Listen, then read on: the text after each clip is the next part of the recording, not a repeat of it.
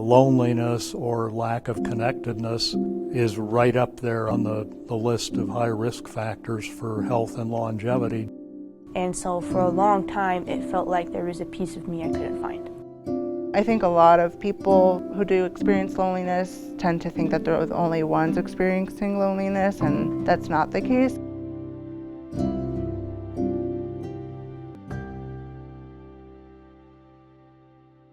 Younger generations have more ways than ever to stay connected with each other, from social media and video conferencing to texting.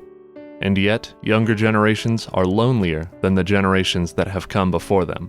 A 2018 study found that the youngest people surveyed, between ages 16 and 24, were more likely to report feeling lonely. I would say most of the students that come seeking counseling experience some form of loneliness.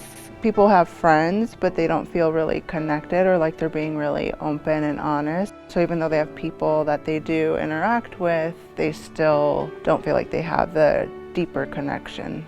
One factor of this growing loneliness epidemic is the gradual loss of something known as third places. It's a place outside of work and home, which are the first and second places, and it's a place that people can gather socially, so there's a social component, no commitment. You can come as often as you want, not at all. Secondly, there is a leveling impact of the third place. Anybody's welcome, it's inclusive. Third places can take on many forms, such as coffee shops, malls, sporting arenas, and bars. I kind of would hesitate to attach too much attention to, okay, we've got places that are named third places. It's really more about the interaction that takes place there and the benefit to an individual's emotional and social health as well as physical health, because we know from research that loneliness or lack of connectedness is right up there on the list of high risk factors for health and longevity. Despite the value of third places for socialization, it's difficult for many Americans to access them. Third places are not always within walking distance of residential areas and require transportation to access them. Some third places, such as theaters, are paywalled and become less used as streaming replaces them and ticket prices increase. Yeah, I had a great conversation with the class, and they shared some good ideas. We talked about third places have been diminishing over recent years. People walked to these third places, cafes, coffee houses, pubs, right in the neighborhood. So you could walk a few blocks away and join others in a third place. And so as cities and urbanscapes have expanded outward and we rely more on our cars to get places, that has caused some diminishment in the use of third places. Secondly, the COVID pandemic, people don't go out as much as they used to. They stay home. And then thirdly, maybe most significantly, technology has impacted the third place, and social media, various ways of connecting virtually. And so the class had some good insight that social change occurs on a regular basis. It's beyond our control. It's going to happen regardless of whether it's good or bad. It just is. And so for some of these individuals, in fact, learners said, I get together with some friends and do D&D gaming online, and that's my third place. Others said, yeah, it seems like we're missing something when we don't meet in person. And something I learned last week that I didn't even know was we used to gather at the mall, one person said. A couple of people said this. And now the malls don't let anybody in under age of 18 without a parent or an older person as an escort. Didn't even know that. So those kinds of things have impacted the third place.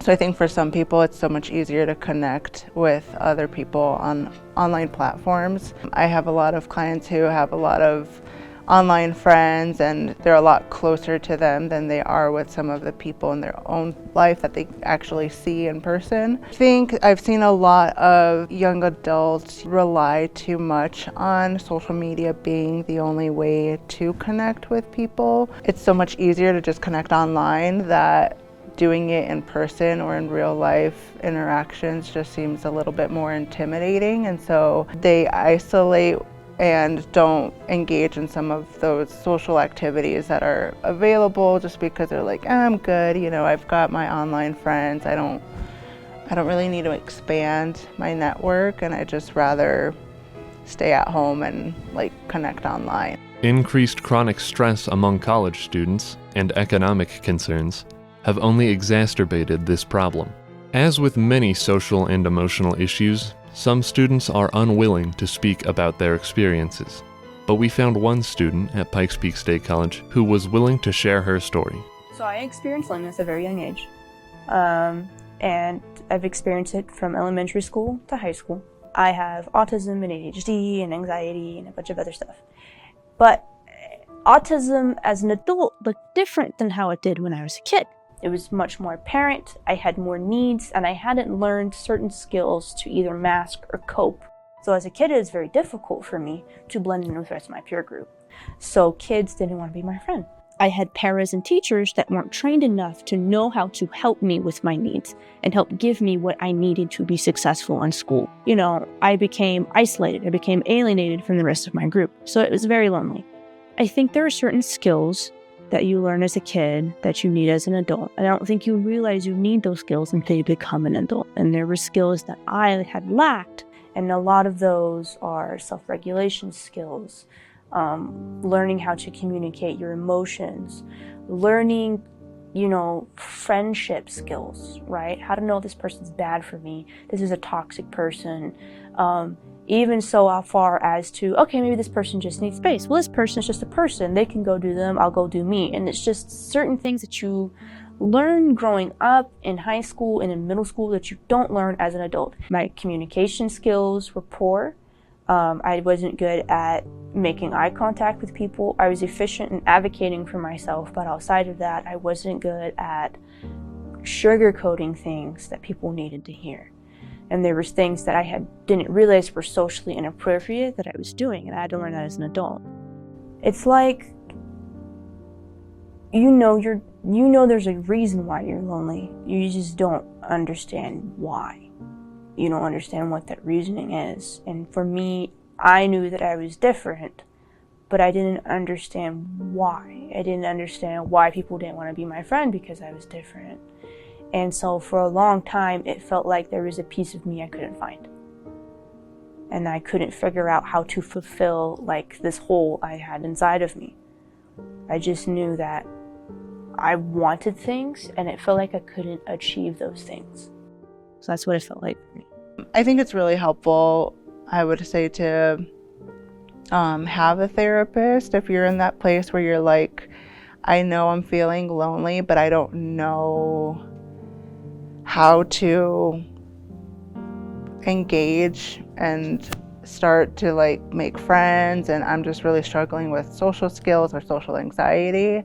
I think first just talking about it with someone who can help you, and you kind of need some coaching in how to socialize again, right? And so I think getting a therapist is always my recommendation. I think if there's someone in your life already that you trust, letting them know that you're struggling with loneliness, and it can be uncomfortable being vulnerable, but I would encourage people to find at least that one person that they do trust. And some other ways that are more practical is if you are feeling lonely and you're in your room alone, or you're just finding yourself being physically alone, just going to public places like a park, going for a walk where there's other people walking, even if it's just going to the store and walking up and down the aisle.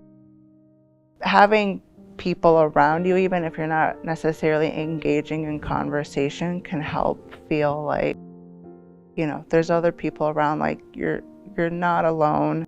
First, you have to start by realizing you need help.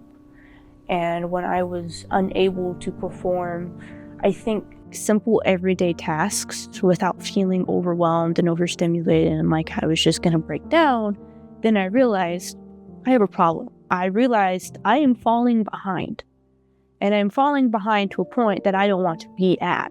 My mom helped me. She helped me buy a shadow workbook. And then I was able to really digest of what was causing my anxiety, why I had anxiety. I said, okay, now I need further help. Then I started therapy. Outside of therapy, I had started jiu-jitsu.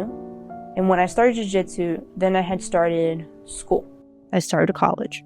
And going to college and going to jiu-jitsu at the same time, jiu-jitsu was such a huge confidence builder. I was able to work out, I was able to get my social interaction that I needed, and I was able to be exposed to a welcoming community that was able to help me work through some things. And they would force me to advocate for myself, to ask for things, to communicate in a way that was beneficial to help me and the other person. And so by doing that, I started building huge amounts of confidence. And I started, I just really started flourishing as a person. And while I was doing that, I was also going to school. And so I am fortunate enough that I am in a community that is really supportive and nice, and everyone's very welcoming. So throughout all of that, then I was slowly able to get over my anxiety. In a way, COVID lockdowns helped with socialization. The lockdowns made people painfully aware that there was a lack of space and time specifically meant for socializing. I think a lot of people who do experience loneliness tend to think that they're the only ones experiencing loneliness, and that's not the case. So I'm always like, if we could get all the people who are feeling lonely together and be honest with each other, that would help break that feeling of loneliness. In the years since then, younger generations have more often begun seeking out healthier social habits, and a big part of that is third places. With all of that said, are you setting aside the time and space for a healthy social life?